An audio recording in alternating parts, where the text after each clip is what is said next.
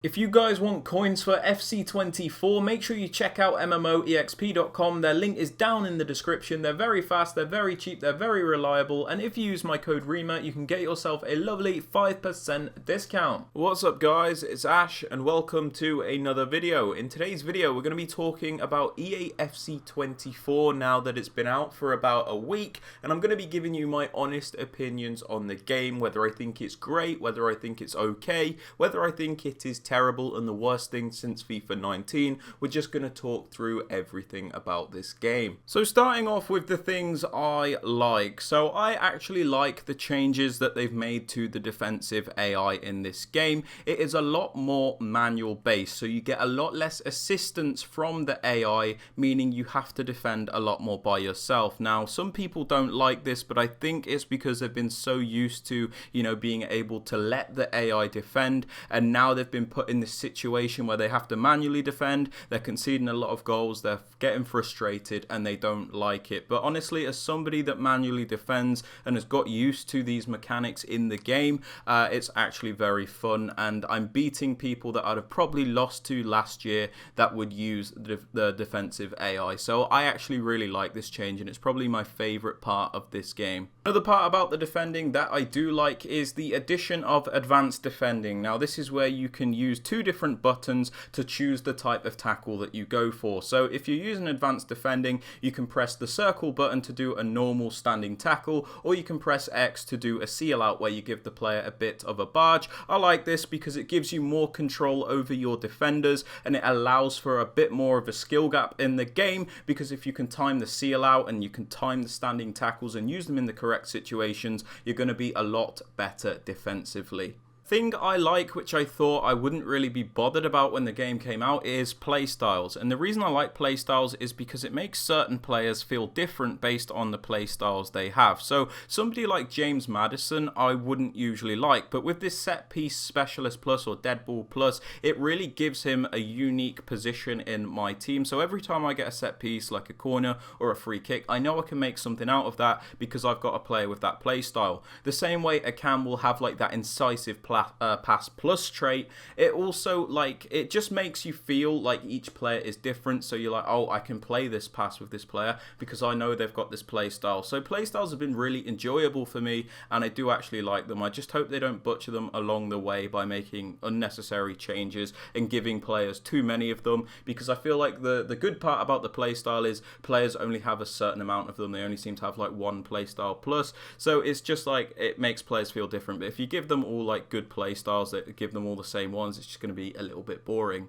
I also like some of the changes that they've made to passing. I feel like they've balanced that out a bit this year, where not every pass is an absolute laser that can't be intercepted. I also like that you have to think more about the passes that you're playing, otherwise they can get intercepted if you're passing into a closed lane, or if you're passing where the receiver has a defender pressuring them instantly. You have to think about these passes a lot more and pass into open spaces a bit more, which I do like. I also like the fact that driven passes aren't as effective as they were last year, so that's just something I like, because I don't think players should just always be able to play one simple pass and be in on goal. The main difference I've noticed with this game, which is probably my biggest plus of them all, is I really like the changes that they've made to attacking AI in this game, because in previous years you always had to rely on this player lock feature to move your players into the correct positions, but with the attacking AI changes that they've made this year, I've noticed that they seem to make more versatile runs automatically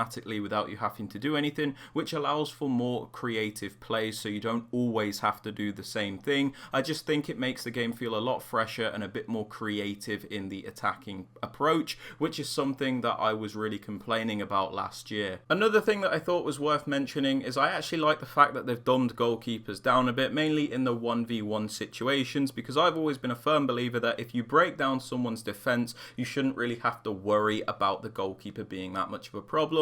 If you shoot from close range, a lot of the time it should go in. So I don't mind the fact that keepers aren't bailing out players as much as they used to. But regarding goalkeepers, we'll get onto that in the other section of this video. But for the most part, I like the changes that they made to the keepers, where they're a little bit dumber and don't save everything.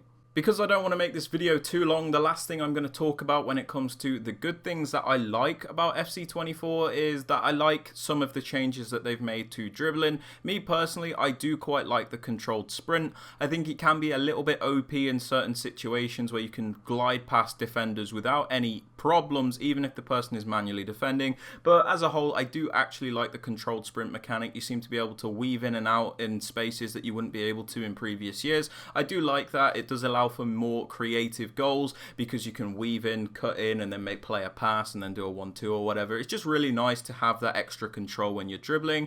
I also like that left stick feels a little bit more responsive than it did last year. In fact, it feels quite a lot more responsive, but this is also a problem for me, which we'll get onto in the bad section of the video. But as a whole, I do actually like some of the changes that they've made to dribbling. It feels a little bit more like you're in control than you did before. Now, we've spoken about the good things in this game that I like. Now it's time to get started on the bad things. Oh boy. The most infuriating thing in this game, in my opinion, is the bounce backs. Now this is an even bigger problem because you have to manually defend. So a lot of the times when you manually defend perfectly, the ball will still bounce back to your opponent, and because there's not much AI interference these days, it's really difficult to get yourself out of these situations where the ball just bounces straight back to the attacker. Now this reminds me of something that Inception said about FIFA 23, where he says the AI has to be really good because the manual defending sucks. Now I feel like manual defending is a little bit better than it was last year, but there's still way too many problems, the main one being these bounce backs that make it just extremely infuriating to play, because even when you defend perfectly, the other player will still often get rewarded. So it is a big problem and is probably my least favorite thing about this game. A thing which isn't strictly gameplay based, but is going to make its way into this video because it is genuinely shocking how it isn't fixed at this point. It wasn't fixed all throughout last year, and it's definitely not fixed this year either. It's settings resetting. That was a bit weird to say, but settings just shouldn't reset every time you load up the game. In fact, sometimes your settings will reset when you're in the game. So I just don't understand why this is still an issue. It surely can't be that much of a difficult problem to fix, especially since FIFA's been a game for years and it's only been a problem for the last couple of years. I don't understand what they've done, but this is so annoying. I don't want to have to change my settings every few games and have to go into a game and then check that my settings are correct. It's just really annoying and everyone hates it. So the fact that this is still an issue and wasn't prioritized when they were creating this game is genuinely infuriating. Fix it now. Now the next thing, again, something I still can't believe is a problem in this game, and it is the park the bus players. For God's sake, why is this still an issue? You guys know exactly the types of players that I'm talking about, and some of you might be this player yourselves, but they deploy that back five formation, they make everyone come back on defense, they just park the bus, park the bus, park the bus until the opponent messes up a pass, and then they will do that through ball counter-attack goal. You know, that is the exact playstyle I'm talking about. I don't get why it's still an issue. In fact, what makes me laugh is EA actually banned these back five formations in their competitive events, so they know it's completely broken, yet it's still a thing in the game. I just don't understand. They've got to do something.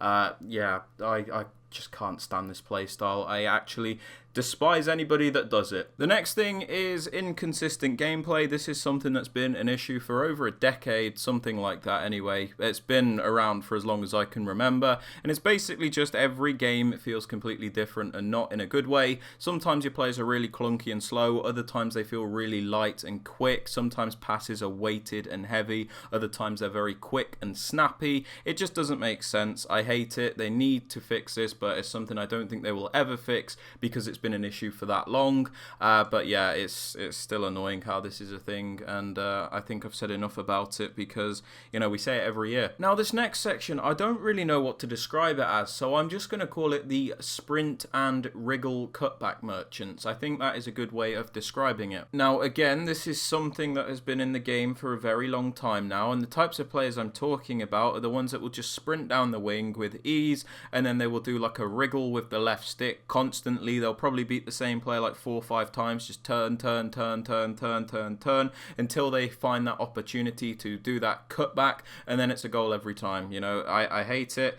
This play style, again, it's like park the bus. I don't understand why it's still a thing, and I don't understand how players that do this can consistently win and be rewarded. It is the most garbage play style in the game, and it still makes me angry. So the fact that I see it every game and people still willingly doing this, it's not just EA's fault that this is a thing. It's something to do with the player base as well. But you know, I just wish it would stop. Oh god, it just bores me. The last thing we're going to talk about, we're kind of going to talk to them as a unit, something together, because I feel like it is an issue that, you know, it includes both of them. It's the goalkeepers and the shooting. So sometimes you'll do a really, really terrible shot and the goalkeeper won't save it. In fact, that's mostly how it goes. But when you do a really good shot, it will either go wide or the keeper will make a really good save when they couldn't save a P-roller the moment before. I don't know if you guys get what I mean, but it just feels like the balance and consistency between the shooting and the goalkeepers is completely off. Like when you do a nice, really powerful shot, the keepers just save it, and then when you do a tap shot that is right down the center, the keepers will either parry it or just let it in. Like I said, I like the keepers being NPCs, but you shouldn't feel punished for doing a more precise, powerful shot. You know, it just doesn't make sense, and it's really frustrating. So I just wish they'd find that balance there between the keepers and shooting. But yeah, this video is already getting a bit long, so I'm just going to give you my final verdict, and the best way I can describe this game is better than FIFA 23. Now again, that is not really difficult because FIFA 23 wasn't exactly a good game, but I would say this game is considerably better and more enjoyable, mainly just based off the fact that you can do more creative plays and it feels a little bit more manual. But I would say this game is a bigger improvement on FIFA 23 than I thought it would be, but there are still way too many issues that we've spoken about for me to class this as a good game. You know, if those issues that I talked about were to be primarily fixed, I would probably start saying this is a really good game. But right now I'm in the position where I'd say it's better than FIFA 23, but that is not really saying much. It's a bit more enjoyable, but again, we're only like 2 weeks in at this point, so you know, it can change very quickly. But yeah, I think this game is better than FIFA 23, but again, not really saying much. But yeah guys, that is everything for the video. If you have enjoyed, please be sure to drop this a like, sub to the channel if you are new, and don't forget to turn on those notifications. And with all that aside guys, I hope you have a fantastic rest of your day, and I will catch you all in the next video. Peace out.